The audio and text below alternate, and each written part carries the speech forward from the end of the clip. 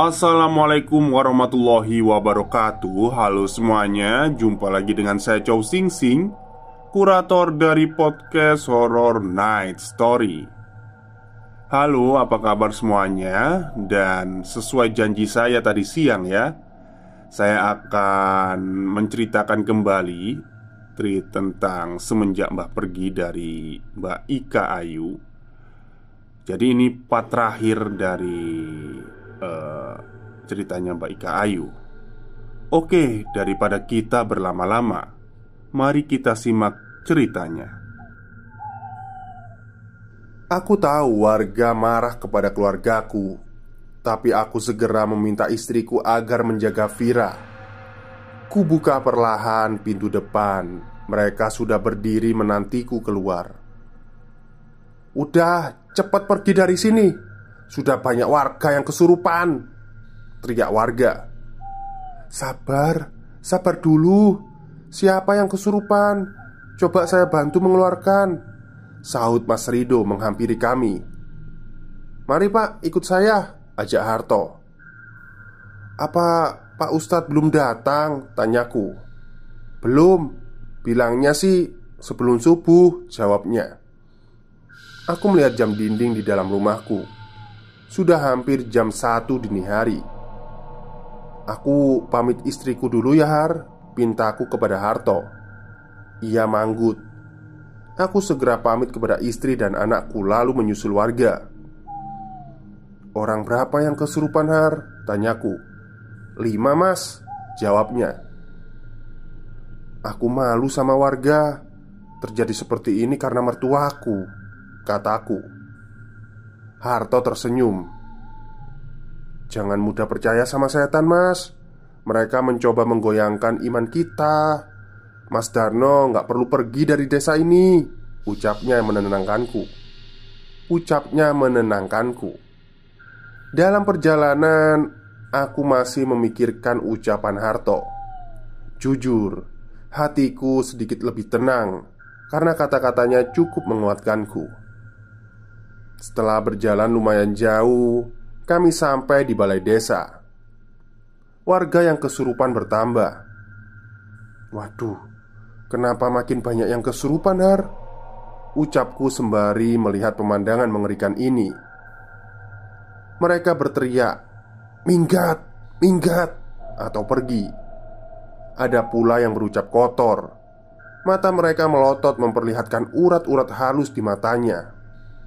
Kulihat Harto hanya berdiri melihat mereka, sementara Mas Rido sibuk mengeluarkan jin yang menempel di tubuh warga itu. "Har, apa kamu tidak mau membantu?" tanyaku. "Sia-sia mas, jin tersebut ada yang mendalangi. Aku tadi udah mencoba mengeluarkan dari tubuh 3 orang, namun malah yang kesurupan makin banyak," jelasnya. Aku mencoba membantu dengan memegangi kaki warga yang sedang kesurupan. "Berhenti, jangan dipegang. Ini semua salahmu," teriak salah satu warga. Seluruh warga yang berada di balai desa pun melihatku. Tatapannya sinis dan kesal. "Waduh, aku sudah gak kuat. Terlalu banyak yang kesurupan. Aku angkat tangan," kata Mas Rido. "Istirahat dulu aja Pak," saran Harto. "Kami bertiga hanya bisa terduduk diam melihat warga yang kesurupan." "Nunggu apa ini? Masa warga kesurupan gini dibiarkan saja?" ucap Mbak Sugeng marah. "Nunggu Pak Ustadz bah," jawab Harto. "Kelamaan nunggu Pak Ustadz. Lebih baik Darno sekeluarga pergi dari sini," kata salah satu warga. "Maaf ya Dar, lebih baik kamu memang pindah dari sini kayaknya. Tolong pengertiannya ya. Malapetaka ini terjadi karenamu," ucap Mbak Sugeng pelan. "Nggih mbah, kami akan pergi saat ini juga. Semoga setelah kepergian keluarga kami, semuanya kembali membaik ya," ucapku lalu meninggalkan balai desa. Sampai di rumah, aku segera mengeluarkan mobil dan memboyong istri serta anakku. Istriku masih enggan untuk pergi dari sini, namun aku tetap memaksanya. Aku tak mau warga mengamuk dan bersikap nekat kepada keluargaku. "Maaf ya dek, aku gak bisa berbuat apa-apa," ucap Mas Rido yang menunggu kami di depan. "Halah, gak masalah mas, aku ngerti kok," jawabku. "Aku ikut Vira bebu pak," pinta dia. "Ya wis, ikut aja nak," kata Mbak Endang. "Enggak, ini udah malam, masuk terus tidur," ucap Mas Rido setengah berteriak. "Bapak ini kenapa sih? Aku ikut Vira, besok aku pulang pak," rengeknya. Mas Rido menatap dia. Dia masih tidak mengizinkan. Aku sangat mengerti. Di kondisi seperti ini jelas Mas Rido khawatir akan keselamatan putrinya. Dia merajuk lalu masuk ke rumahnya. "Besok aku akan ke sana, ke rumah di desa P. Sekarang sudah larut. Kamu hati-hati ya," pesan Mas Rido. "Darno, Rima," ucap lirih Vira. Tiba-tiba suara mertuaku terucap dari mulut Vira. "Loh, Pak, Vira lapo iki?" tanya istriku panik. Aku menghentikan mobilku memastikan keadaan Vira. "Ini aku ibumu, Nduk. Kenapa kamu keluar dari desa itu? Jangan mudah percaya sama setan. Itu bukan aku," ucap Vira. Tak lama Vira melotot, menghela nafas tinggi lalu menangis. "Bu, ya, itu tadi mbahku yang sesungguhnya, bukan setan yang selama ini muncul." "Kenapa bisa kamu berpikir jika itu mbahmu yang asli, Nduk?" tanyaku. "Ya mulai dari suara, logat, hawanya Vira paham banget itu mbah. Tenang, nyaman, gak menakutkan seperti yang sebelumnya," jelasnya. "Tuh kan pak, kita gak perlu pindah," celetuk istriku. "Gak apa-apa bu, untuk sementara ini kita tinggal di rumah P aja sampai semuanya aman," jelasku. Fitnah yang keji. Sudut pandang Harto sebagai aku. Telingaku sudah sangat panas dengan hingar-bingar suara mereka. Balai desa penuh sesak, layaknya pasar. Ini sudah tak biasa. Mereka adalah kiriman dari orang yang menginginkan hal ini terjadi. Jam menunjukkan pukul 2:30 pagi. Badanku sudah sangat letih karena mencoba mengeluarkan mereka. Tenagaku pun sudah terkuras. Itu sebabnya aku membiarkan warga seperti ini. Aku sudah memasang pagar gaib agar sukma warga tak dibawa pergi. Sudah 30 menit semenjak kepergian Pak Darno sekeluarga. Mereka masih juga berteriak dan tertawa. Aku berinisiatif untuk mengajak warga mengaji bersama. Sementara sebagian tetap menjaga, takut jika mereka saling melukai. Baru beberapa ayat kulantunkan, gawaiku berdering. Aku menyingkir menjauh dari sana agar tak terlalu bising. "Assalamualaikum Pak Ustadz." "Waalaikumsalam. Di mana Har?" "Ini di balai desa dengan warga yang kesurupan Pak Ustadz. Saya ke sana ya. Wassalamualaikum." "Waalaikumsalam." Aku merasa lega. Akhirnya Pak Ustadz telah sampai. Benar saja, beberapa menit kemudian Pak Ustadz dan Kiai memasuki pelataran balai desa ini. Di belakangnya ada belasan santri mengikuti. "Assalamualaikum." "Waalaikumsalam," jawab kami senang. "Astagfirullah, ini yang ngirim juga pasti kewalahan ngambil jin sebanyak ini," ucap Kiai. Ternyata benar firasatku. Ini sebuah kiriman. Bagaimana kalau dikembalikan saja, biar fitnah ini tidak berlarut-larut? Lanjutnya, "Saya setuju Kiai," jawab Pak Ustadz. Aku hanya manggut, karena jelas Kiai bukan menanyakan pendapatku. "Terima kasih ya, sudah menghabiskan tenaga untuk menjaga mereka dan memasang pagar gaib," ucap Pak Ustadz sembari mengelus pundakku. "Sama-sama Pak, tapi saya nggak bisa menahan Mas Darno. Mereka sudah pindah tadi," jawabku. "Ya memang sudah seharusnya. Gak lama lagi jika warga sudah tahu siapa dalangnya, pasti mereka mencari Darno untuk minta maaf," tutur Pak Ustadz. Kiai bersila di pojok lalu memutar tasbihnya, sementara santri menyebar mengelilingi balai desa untuk berjaga. Bisa dibilang saat ini kami telah diserbu pasukan tak kasat mata. Kulihat Kiai membuka mata lalu mengangguk kepada Ustadz. "Alhamdulillah, sekarang tinggal menunggu," ucapnya yang tak ku mengerti. "Menunggu siapa Pak?" tanyaku. "Ya sebentar lagi kamu akan mengerti," jawab Pak Ustadz. Waktu berlalu begitu sangat lama. Kami masih bergelut dengan tasbih masing-masing, terhanyut dalam zikir. Mbah Sugeng," teriak seorang gadis.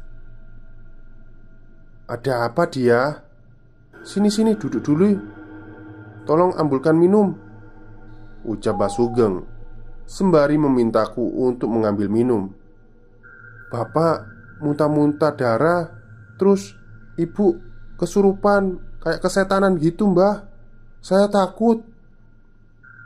Jelas dia yang masih menangis. "Nah, sudah ketemu kan siapa dalangnya? Saya minta tolong ini dirahasiakan terlebih dahulu kepada warga. Saya khawatir mereka murka dan berbuat yang tidak-tidak," pesan Kiai kepada Mbah Sugeng. "Iya Yai," jawab Mbah Sugeng. Aku, Pak Ustadz, Kiai dan Mbah Sugeng dan 5 orang santri menuju rumah Pak Rido. Sementara santri lain tetap berjaga di balai desa. Dia membuka pintu. Seketika bau busuk menyeruak tercium. Terdengar teriakan Ibu Endang. Jangan!" ucapnya. Pak Kiai segera menghampiri Bu Endang, memegang kepalanya dan membaca doa. Tak lama kemudian Bu Endang pingsan. "Nak, kamu tunggu ibumu ya, biar aku yang menangani bapakmu," ucap Kiai. "Pasang pagar yang kuat," perintah Kiai. Kami segera membaca doa khusus untuk memasang pagar. Hawa di rumah ini sangat sesak. Anehnya, aku sama sekali tak melihat satupun makhluk halus maupun jin di sini. Hanya pandanganku kabur karena kabut hitam memenuhi ruangan. "Sebenarnya apa yang telah kamu perbuat hingga terjadi seperti ini, Doh?" tanya Mbah Sugeng. Pak Rido tak menjawab. Ia hanya berkata, Hah? Entahlah apa yang ia katakan. Kami semua tak ada yang memahaminya. Kulihat beberapa bagian tubuh Rido luka karena cakaran atau garukan kukunya sendiri. Pak Kiai segera membaca doa, tapi malah Pak Rido makin berteriak menjadi-jadi. "Diikat saja, khawatir jika nanti melukai dirinya sendiri," perintah Pak Kiai. Aku dan santri mengikat dengan baju dan sarungnya yang ada di ruangan itu. "Mari kita kembali ke balai desa sekarang," ajak Kiai. "Ini Pak Rido dibiarkan saja Pak Yai?" tanya Mbah Sugeng. "Biarkan saja, karena dia harus minta maaf kepada orang yang ia fitnah. Setan itu nggak mau pergi jika hati seseorang manusia masih kotor," jelasnya. Akhirnya kami memutuskan untuk kembali ke balai desa. Kiai masih berzikir. Kami pun mengikutinya. Apa orang di sini juga harus menunggu keluarga Darno agar tak ada kesurupan lagi? Tanya Mbak Sugeng. Enggak usah. Sebentar lagi jin itu akan pergi. Tapi memang harus minta maaf atas kesalahpahaman ini, jawab Kiai. Sudah waktunya subuh, silakan adzan, pinta Pak Kiai. Aku pun segera adzan. Seketika warga di sana diam. Tak terdengar lagi teriakan atau raungan mereka. Alhamdulillah, ucap kami bersyukur. Dramamu karmamu. Aku melangkahkan kaki dengan lemas, tak bersemangat memasuki rumah ini. Aku dengan senang hati pindah dari sana, tapi bukan dengan cara seperti ini. Cara yang memalukan dan tak terhormat. Diusir dari kampung halaman sangatlah sakit. Terlebih ibuku.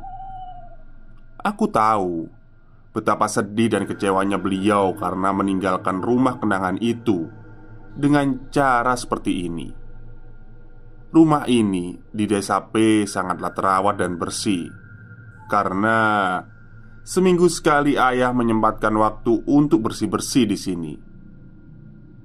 Seandainya Mbah tak pergi secepat ini, seandainya Mbah sedikit lebih lama menemani kami, aku yakin kejadian ini tak akan pernah terjadi. Namun itu hanyalah harapanku. Semua sudah terjadi, tak bisa dihindari. Kami menunggu adzan subuh di ruang tengah, lalu sholat berjamaah. Entah kenapa, setelah sholat rasanya sangat lega dan tenang. Padahal semenjak kepergian Mbah, hati terasa gusar, seolah-olah ada yang mengikuti. Tok tok tok. Beberapa kali pintu diketuk. Aku terbangun dari tidurku. Kulihat jam menunjukkan pukul 10.15. Lama sekali aku tertidur batinku.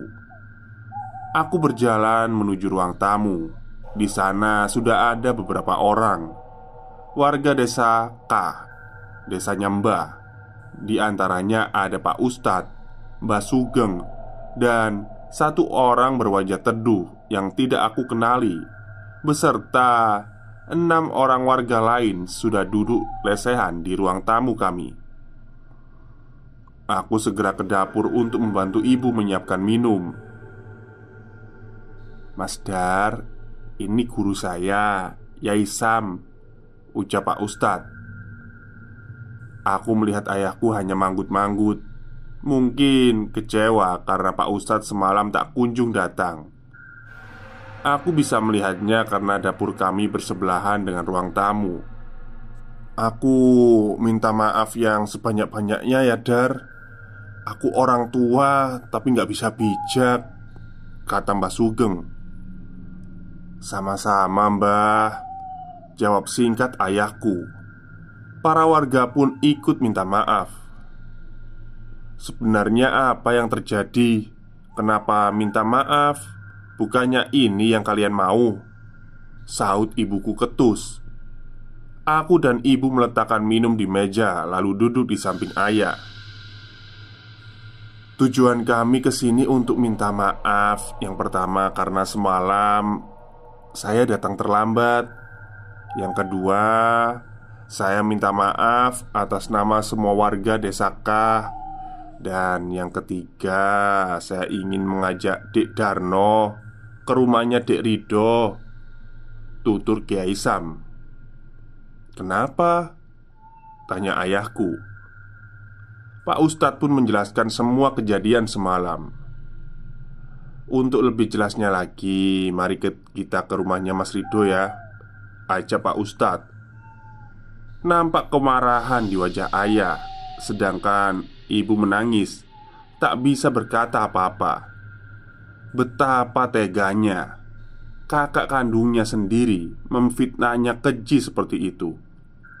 Kami pun memutuskan untuk berangkat ke desa K. Sampai di sana, aku dibuat kaget. Banyak warga di rumah Mbak Dia. Betapa sedihnya. Mbak Dia tahu kelakuan kedua orang tuanya. Aku segera mencarinya. "Fir, Bapak," ucapnya sembari menangis. "Bude sudah baikkan kan, Mbak?" tanyaku.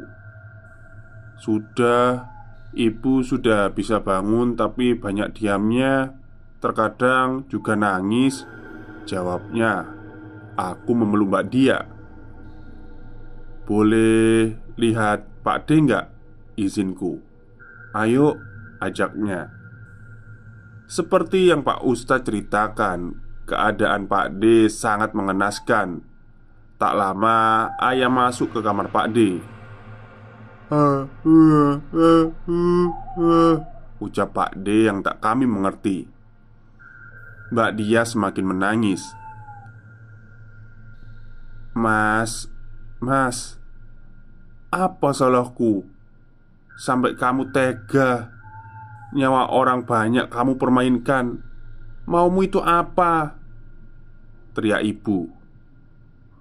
"Jika tidak begini, kamu gak akan tobat. Aku benci kamu. Tega sekali menjelekkan nama ibu yang sudah meninggal," lanjutnya. Sabar," kata ayah. "Mana bisa sabar. Biarkan aja mati membusuk seperti ini. Aku sudah terlanjur sakit hati," kata ibu dengan nada masih marah. "Hus, gak baik ngomong kayak gitu. Ini kan masih saudara kita," ucap ayah. "Saudara? Saudara macam apa seperti ini? Kamu pasti kena karma karena durhaka sama ibu, mas," ucap ibu. Karena kemarahan ibu yang tak terkontrol, akhirnya kami membawa ibu pulang. Di rumah sebelah rumah Mbak Dia, seluruh warga yang semalam sempat marah kepada kami meminta maaf. Tak lama Bude Endang ke rumah dan ditemani oleh Mbak Dia. "Dek, aku minta maaf ya, Dek," ucapnya dengan suara bergetar sembari menggapai kaki ibuku. "Aku dan Mas Rido memang sangat salah. Aku benar-benar minta maaf," katanya. Kali ini air matanya sudah tak terbendung. Ayah berusaha memapah Bude agar berdiri.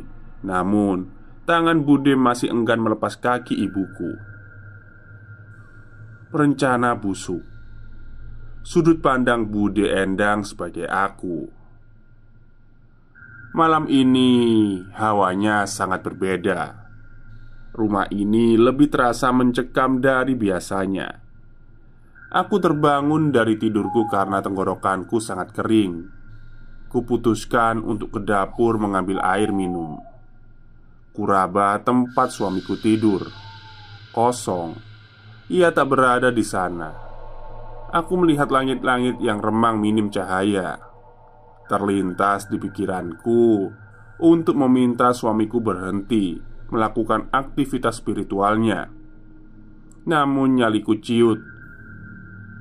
menciut tiap kali melihatnya. Tidak, aku melihat sosok menyeramkan yang ada di belakangnya. Aku sejak kecil bisa melihat mereka. Tapi semenjak kuputuskan untuk menutup mata batinku, mataku tak banyak menangkap sosok mereka. Aku berjalan menuju dapur seperti niat awalku tadi, yaitu untuk mengambil minum. Baru aku keluar dari kamar, bulu kuduku meremang. Kulihat bayangan hitam berlarian ke sana kemari. Tak biasanya rumah ini seramai ini. Tak kutemukan nenek tua di sudut ruang tengah yang biasa duduk di sana. Tak lihat anak-anak kecil yang biasa berada di atas lemari kaca. Kini yang tersisa adalah makhluk-makhluk menyeramkan dengan aura negatif. Aku hendak mengurungkan niat untuk ke dapur. Lebih baik aku mati karena kehausan daripada harus berurusan dengan makhluk jahat ini. Kenapa aku tahu mereka jahat? Jelas, bau dari mereka adalah bau darah dan bangkai. Hawa yang mereka bawa sangat tidak enak. Ketika dirasakan seseorang yang awam, pasti akan demam untuk beberapa hari. Untungnya badanku dan dia sudah dipagari oleh Mas Rido suamiku. "Dek, kesini," bisik suamiku pelan. Ia berdiri di ambang pintu ruang khususnya. Benar dugaanku, dia saat ini sedang melakukan aktivitas jahat. Namun aku masih belum tahu apa yang ia perbuat. Aku berjalan ke arahnya. Kulihat keringat membasahi seluruh wajahnya. "Bantu aku." "Bantu apa, Mas?" Aku pun mengikutinya lalu duduk di depannya. "Ini diikat ya," perintahnya. "Loh, Mas, ini apa-apaan?" tanyaku sedikit marah. Bagaimana tidak? Di sana terdapat segumpal rambut putih. Ada beberapa helai yang hitam, namun lebih banyak yang putih. Ditambah lagi tumpukan kain kafan yang dipotong persegi. Di sisi lain ada akar yang sudah mengering. "Sudah, jangan banyak tanya. Seperti ini caranya," ucapnya sembari mempraktekkan bagaimana ia bekerja. Mula-mula ia mengambil kain kafan, lalu meletakkannya beberapa helai rambut di sana, memberi sedikit minyak khusus, lalu mengikatnya dengan akar menyerupai pocong. "Ini buat apa, Mas?" tanyaku. Dia malah melotot. Tak lama sosok yang ada di belakangnya muncul. Aku gak berani menatapnya. Segera kulakukan apa yang ia perintahkan. 1, 2, 3. Sudah puluhan benda ini kuikat. Aku masih tak tahu untuk apa benda ini. Aku hanya berdoa agar suamiku tak melakukan hal yang buruk. Aku takut jika itu terjadi kembali kepada kami, seperti almarhum bapak yang dulu meninggal di tangan seorang kiai. Bapak meninggal karena santetnya telah gagal. Ah, sudahlah. Itu sudah berlalu. Setelah semua selesai, ia menyuruhku keluar. Aku sempat mengintip di balik pintu. Ia membaca sebuah mantra yang tak bisa kudengar karena hanya mulutnya yang komat kamit.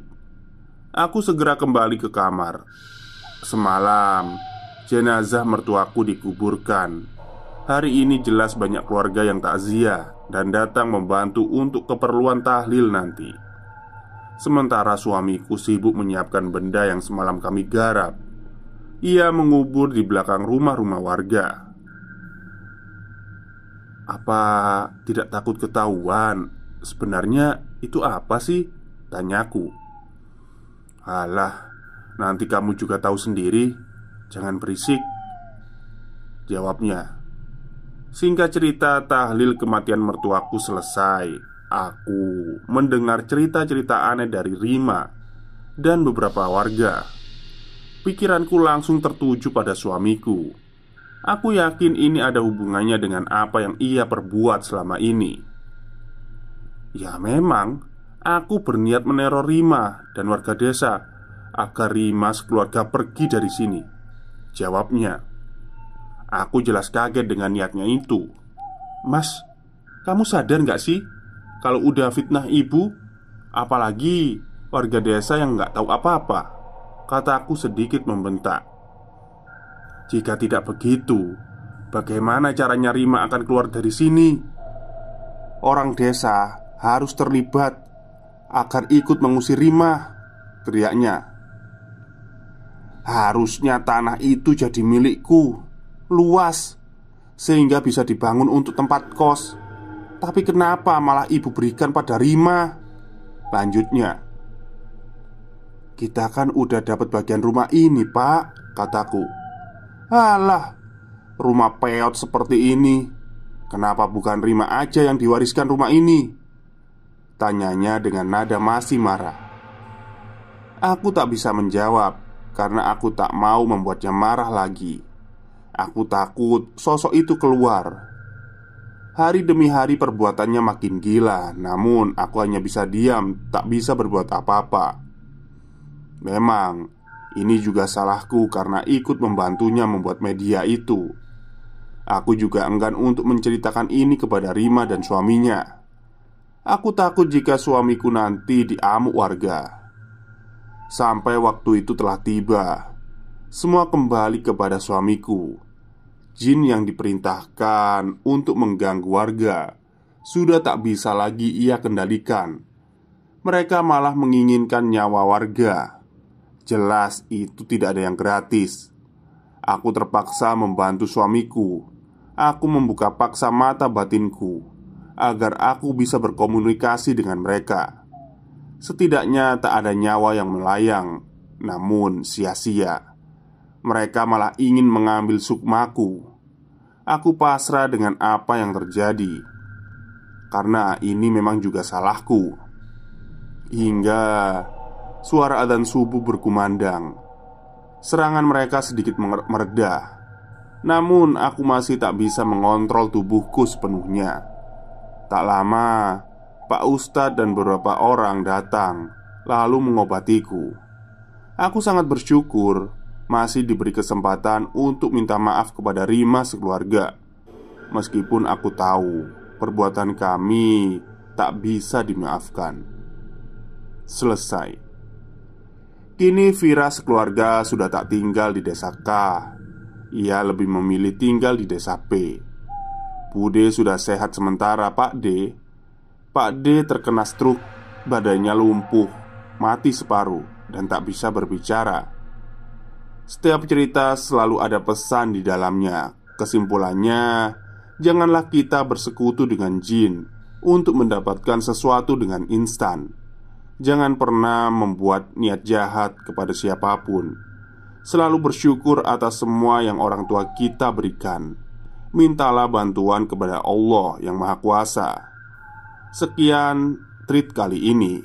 Mohon maaf jika ada kata-kata yang salah dan kurang berkenan. Terima kasih banyak. Baik, itulah akhir cerita dari tweet Twitternya Mbak Ika Ayu ya, tentang semenjak Mbah pergi. Jadi ini adalah part terakhir pada malam hari ini.